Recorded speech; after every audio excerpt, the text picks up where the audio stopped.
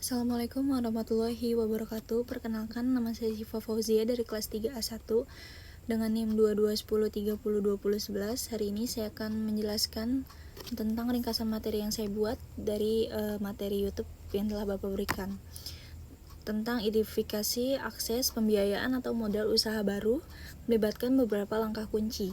Yang pertama ada evaluasi kebutuhan modal. Kita perlu menentukan berapa banyak modal yang dibutuhkan untuk membuat usaha baru. Ini melibatkan perhitungan biaya operasional, investasi awal, dan proyeksi keuangan. Yang kedua ada jenis modal.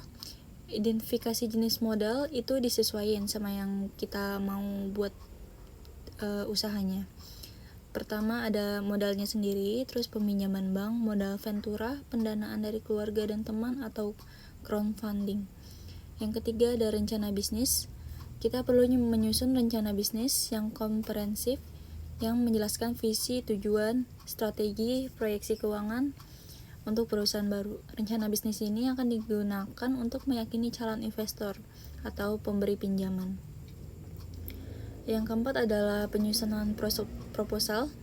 Jika kita mau nyari modal usaha dari pihak ketiga seperti bank, investor, kita perlu menyusun proposal yang detail tentang mengapa mereka harus berinvestasi ke usaha kita. Proposal ini bisa mencakup usaha, rancangannya, perkiraan pengembalian investasi. Yang kelima adalah identifikasi sumber modal. Cari sumber modal yang sesuai dengan jenis usaha yang kita miliki. Ini mungkin melibatkan lembaga keuangan, investor malaikat, dana ventura, atau program pemerintah yang mendukung usaha kecil. Yang keenam adalah pengajuan aplikasi. Setelah mengidentifikasi sumber modal potensial, ajukan aplikasi sesuai dengan persyaratan yang ditetapkan oleh lembaga atau investor. Pastikan semua melengkapi dokumen yang diperlukan. Yang ketujuh, mempertimbangkan risiko dan manfaat. Sebelum menerima modal, pertimbangkan risiko dan manfaat dari sumber modal yang dipilih, termasuk tingkat bunga, syarat pinjaman, persyaratan investasi dari investor. Yang ke-8 ada pelaksanaan. Jika aplikasi setuju, selanjutnya kita bisa mengimplementasikan rencana bisnis dengan modal yang diterima. Yang ke-9 ada pantau dan evaluasi.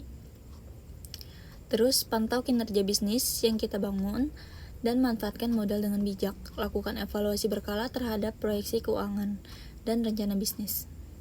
Pentingnya untuk mengambil waktu dalam proses ini, melakukan riset yang cermat dan mempertimbangkan opsi yang paling sesuai dengan kebutuhan tujuan bisnis kita. Sekian yang dapat saya sampaikan, kurang lebihnya mohon maaf. Wassalamualaikum warahmatullahi wabarakatuh.